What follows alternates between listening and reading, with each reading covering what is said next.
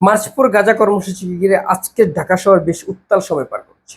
গাজাবাসীর উপর যে নৃশংস গণহত্যা চালানো হচ্ছে, এর প্রতিবাদে আমাদের দেশের জনপ্রিয় ইসলামী বক্তা জনাব মিজানুর রহমান আজহারি ডাক দেওয়া যে কর্মসূচি, এই কর্মসূচিতে এখন পর্যন্ত যে জনস্রোত আমরা দেখতে পাচ্ছি বা যেটা আমরা দেখেছি, এটাতে আমরা মনে করি ইতিহাসের নতুন এক মাইলফলক হয়ে দাঁড়াবে আজকের এই কর্মসূচি।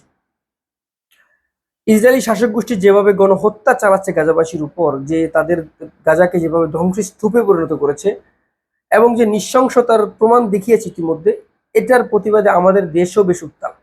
আমাদের দেশের পাড়া মহল্লা থেকে আমরা এটার প্রতিবাদ জানিয়ে আসছি, কিন্তু আজকের যে কর্মসূচি, জনাব মিজানুর রহমান আজহারি ডাক দেওয়া যে কর্মসূচি, এটা হবে ইতিহাসের নতুন এক মাইলফলক। সকল রাজনৈতিক নেতৃবৃন্দ, ক্রিকেটার থেকে শুরু করে আমাদের দেশের সকল শ্রেণী পেশার মানুষের অংশগ্রহণের মাধ্যমে আজকের এই কর্মসূচি হবে নতুন এক কর্মসূচি, যেটা হচ্ছে ইতিহাসের পাতা লেখা থাকবে। আমরা আমাদের পক্ষ থেকে, আমাদের দেশের পক্ষ থেকে গাজাবাসীর উপরে যে নৃশংস গণহত্যা চালাচ্ছে ইসরায়েলি শাসক গোষ্ঠী, এই ইসরায়েলি যত পণ্য আমাদের দেশে আছে, এটা বয়কটেরও আজকে ডাক দেওয়া হবে।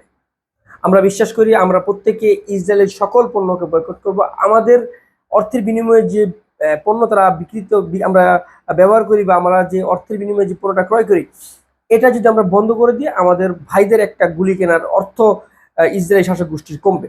সেই ক্ষেত্রে আজকের কর্মসূচি সফল হোক। আমরা বিশ্বাস করি আজকের এই কর্মসূচি হবে ইতিহাসের নতুন মাইল ফলক, যেটা হবে জনস্রোত, যেটা ঢাকা শহরকে পুরোপুরি ঢেকে ফেলতে পারবে। আজকের এই মার্চ ফর গাজা কর্মসূচি সফল হোক, আমরা এই প্রত্যাশা করি।